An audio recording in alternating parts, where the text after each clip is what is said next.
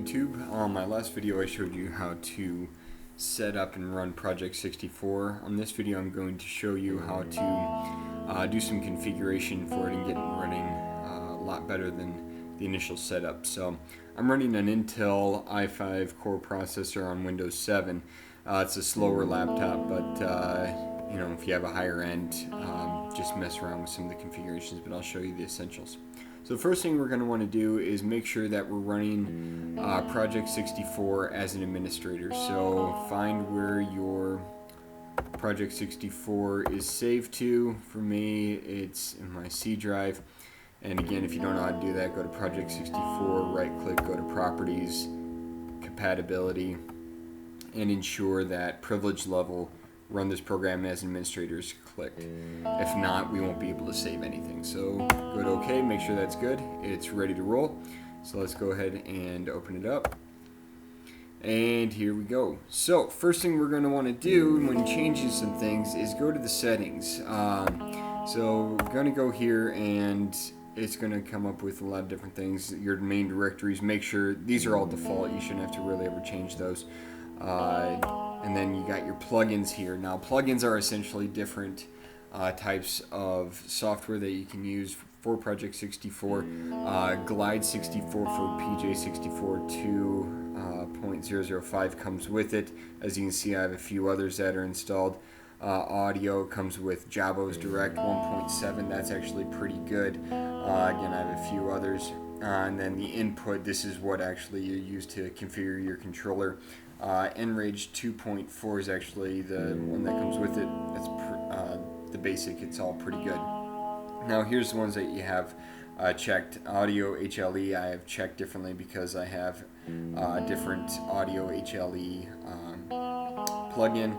Now all of these I'll explain here in a minute, but these are the essentials. So that's one thing that we want to make sure for here. But as you can see on yours, if you haven't done any installation of different plugins, you just have the essentials. So what I'm going to show you do is where to put those. So as you see here, I got my Project64 plugins. Now I'm going to put a link in where you can download all these things, but here's the essentials that I have: audio plugins, graphic plugins, as well as inputs. So I'm going to show you where to put these things now. So we have the essentials taken care of. We have the Project64 plugins here. So we want to go to our primary directory. So where you initially started Project64, go to that. And you should have a folder that says plugin. Double click that and it'll show audio, GFX, input, and RSP. So we have the similars here.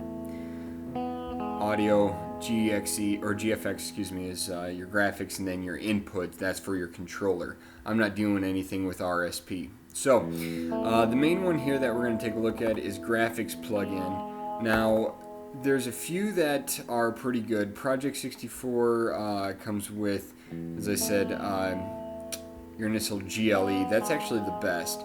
But what you do is whatever ones you find for a graphics plugin, just double click, open it up, and oh, excuse me, here we go. So like you got your DLL, so the soft graphics. So the Shunyan's soft graphic, it has a little bit lower texture, but it has that soft feel that the original N64 has. So all you do is click and drag these DLL folders into the corresponding plugins. So for instance, we had the soft graphic plugin. I just put it into the GFX.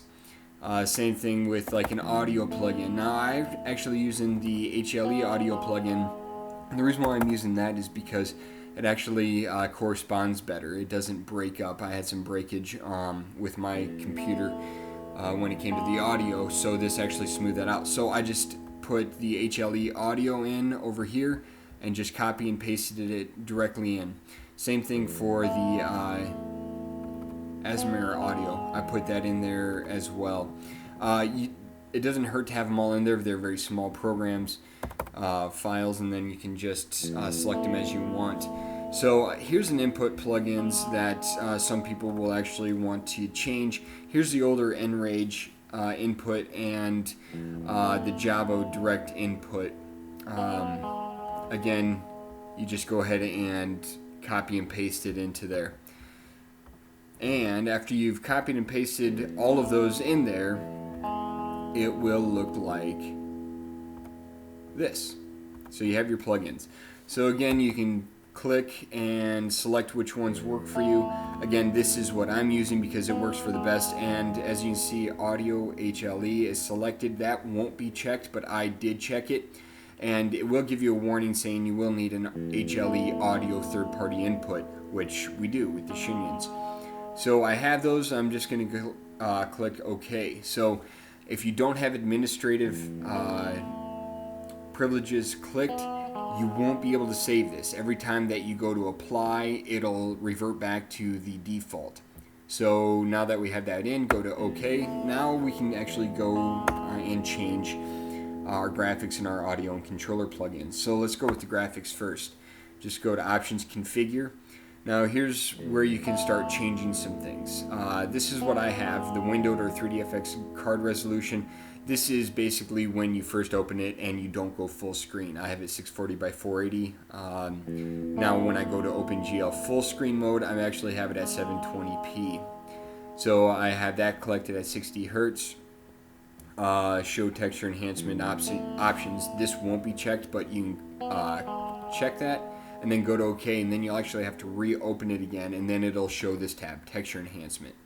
Now you're going to have to do some configuring on your own computer, but the basic ones that you want to do, I have the enhancement HQ4X. This is the best quality that I can get. And then you can actually do a little bit changing, apply texture composition as well as ignoring backgrounds, and actually filter out and get a little bit of sharp filtering. You can also have some high resolution textures, rice format. I'm not sure exactly what that is, but you can start selecting what you want, or you can go with default, best performance or best texture quality. If you have an older computer like I have, I tweaked it so I can actually run the computer without any lag. If you have a good gaming PC, you should be alright. Just go to best performance and it'll automatically do that for you. So once you're done there, go ahead and hit OK, but enhancement is the big one that you want. It'll get smoother and better graphics. Let's go ahead and look at the audio now. You shouldn't have to really change anything on here. I have left it and it works out really well. So if you do find some different things that are going on, maybe change your plugin first before you start dealing with the audio options. But I just left it as default. Configure controller plugins. Now this is where it gets good, because I'm using a 360 controller. It works really well. I also have a RetroLink USB N64 controller. You can buy those on Amazon and it just plugs and plays. So controller 1, it'll come up with various other things here. Sometimes it'll be keyboard. But this is where you just start configuring. If you want to start changing it to the buttons that you see fit, hit up and then, or click on the up button with the left mouse click and then hit the corresponding. So for me, I hit up on the D-pad and just did it all the way around. So start, I used the start button on the 360. You got my A and B, and then the left triggers and R triggers and the Z triggering. For the left trigger and R trigger, I found it worked better for the L and R bumpers, not the actual triggers. And then you can actually save this.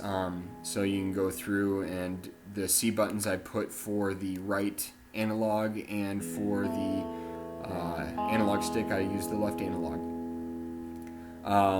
You can actually make some changes here. Dead zone I put 4%. What that means is basically your level of error. So if you do have a looser analog stick, you have a little bit of dead zone before it kicks in. You also want to have real N64 range clicked back on the main controller. I forgot that. That'll give you the real analog feel. Modifiers, I don't deal with any of those. You can look those up yourself if you really want to, but it shouldn't make any difference. Now this is also if you don't have, I guess this is where you're going to have to start dealing with controller packs and memory packs. Make sure raw data is clicked, and right now it's basically reading like there's no memory pack. If you remember from the Nintendo 64, it'd be those little square tabs that you'd put in the controller. go ahead and click memory pack. This way it'll allow you to save outside of the cartridge and actually the memory pack. So for games like San Francisco Rush, that actually requires a memory pack for for saving, you'll need this clicked. So have that, and then you can also just save your profile. And if you remember on my last video, I have a couple of different configurations. So these are actually my controller configurations: the 360 basic, 360 for GoldenEye, and my N64 for my RetroLink N64 controller. You can just go ahead and save those at whatever you want, and then you can load them up for easy access, so you can have different configurations. So that's the configuration of the controller. Now this is going to be different here. I'm going to show you a different controller. So I'm actually going to go back to settings and change the plugins for my input controller. I'm going to go to Shunyin's direct input, and I'm going to apply and go to alright. And I'm going to show you what this actually changes. So let's go to configure controller plugin. Totally different now. So you can go through and make any changes. As you can see, I can't click on anything here. I actually have to click active to initiate this. And then just like the other controller configuration I just showed, you just click on the button here, left click, and then you select what button you want it to be. So for you, I just click up on the directional pad and it'll map it to that button. Do that all the way around. And then you have a couple of modifiers here. I have a little higher sensitivity, but that's about it. And then you got your real N64 range. You can also click rumble if you have a controller that does rumble. And then just click apply and OK. So there you have it. That's how to add plugins and change things. Make your settings different. And like I said, just do a little bit of different configurations for your own computer, but the biggest ones that you'll do is configure the graphics with texture enhancements and your basic settings, as well as the controller configurations. Again, I have the Project64 plugins. I'll add those into a link. If you have any questions, go ahead and ask, and good luck. If you have any other concerns or anything about any other emulators, go ahead and watch my other videos. If you like this video and helped you out, go ahead and hit a like. Otherwise, keep gaming, man.